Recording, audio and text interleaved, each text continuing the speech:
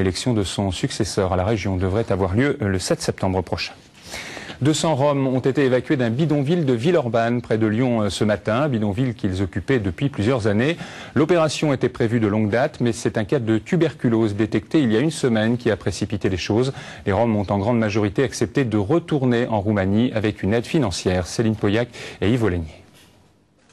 Moins de 2 semaines après l'évacuation du bidonville de la Soie, les Roms qui avaient alors accepté de rentrer dans leur pays ont pris ce matin la route d'Oradea en Roumanie. À l'arrivée, chaque adulte se verra remettre 153 €, chaque enfant recevra 46 €. Il s'agit d'une procédure de retour volontaire mise en œuvre par l'ANAEM, l'Agence nationale d'accueil des étrangers et des migrations, une aide qui pourrait bien être détournée.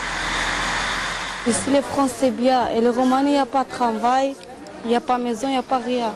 Comment vous allez faire là, en Roumanie? La Roumanie, on reste un mois, après j'arrive. Vous revenez en France? Ouais, voilà.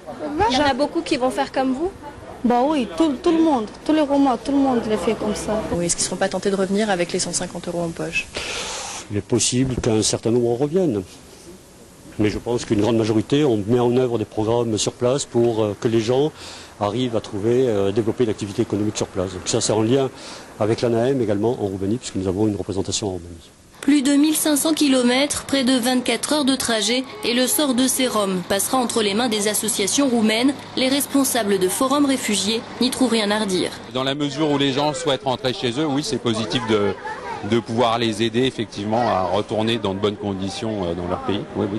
De telles opérations ont déjà été organisées dans d'autres départements depuis 2 ans, mais c'est la première fois que le dispositif prend une telle ampleur. 161 Roumains sont partis aujourd'hui et plusieurs familles pourraient bien les rejoindre d'ici une semaine.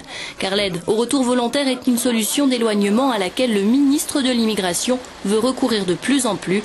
Elle pourrait concerner 2500 personnes cette année, soit 25% de plus qu'en 2006.